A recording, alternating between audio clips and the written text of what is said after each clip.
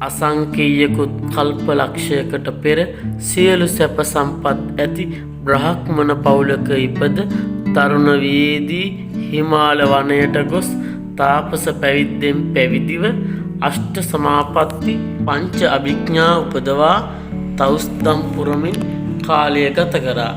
ඉන්පසුව අසංකේයකුත් කල්ප ලක්ෂයකට පෙර ලෝ පහළ වූ අනෝමදස්සී නම් බුදුරජාණන් වහන්සේ හට උදරාබාධයක් හටගත් මොහොතේ බුදුහිමියන්ට ප්‍රතිකාර කොට මේ පිනෙන් සසර කුඩා වුවත් මහත් වුවද රෝගයක් සසර පුරා මාහට නොවේවායි ප්‍රාර්ථනා කළා.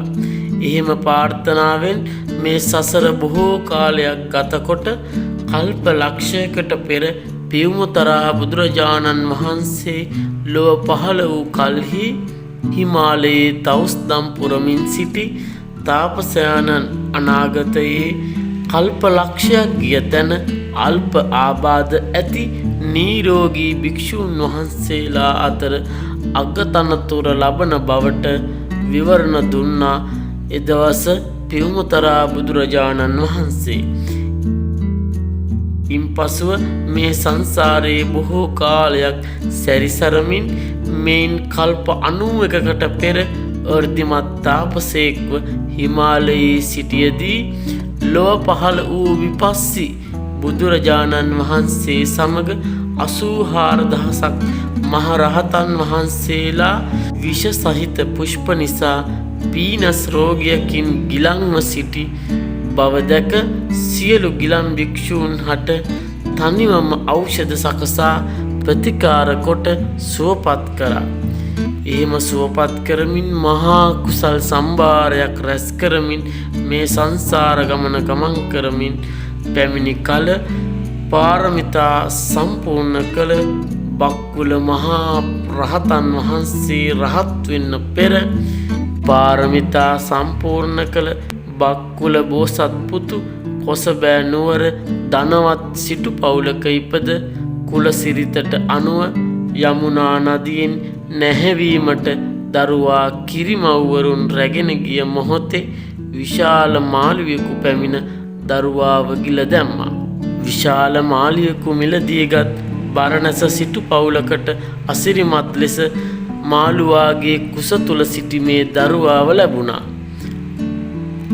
ලැබුණු මේ දරුවා ගැන ආරංචිය නගරය පුරා පැතිරී ගිය විට කොසබෑ නුවර දෙමාපියන් සහ බරණැස දෙමාපියන් රජු මැදිහත්ව සමගි කොට පවුල් දෙකටම දරුවාගේ අහිතිය පැවරුවා. එහෙම පවරලා මාස 6ක් කොසබෑ නුවර දෙමාපිය ඥාති යටතේද තවත් මාස 6ක් බරණැස දෙමාපිය ඥාතිය යටතේද බක්කුල කුමරුන් ඉතා සැප සම්පත් විඳමින් වසර 80ක් වන තෙක් කිසිදු රෝග පීඩාවකින් තොරව නිරෝගීව ගිහි ජීවිතය ගත කළා. කුල දෙකක හැදුණු වැඩුණු නිසා උන්වහන්සේට බක්කුල නමින් හඳුන්වනු ලැබුවා.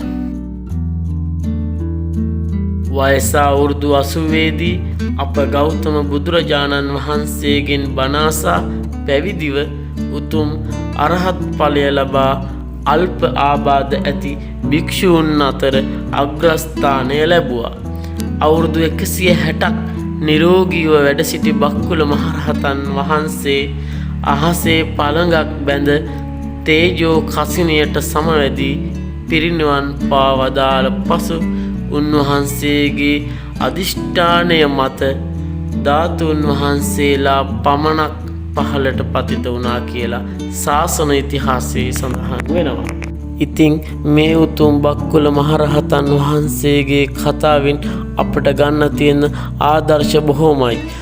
ඔබ කුමන වයසක සිටියත් උතුම් ධර්ම මාර්ගයේ හැසිරෙන්න අප්‍රමාදීව කටයුතු කරන්න.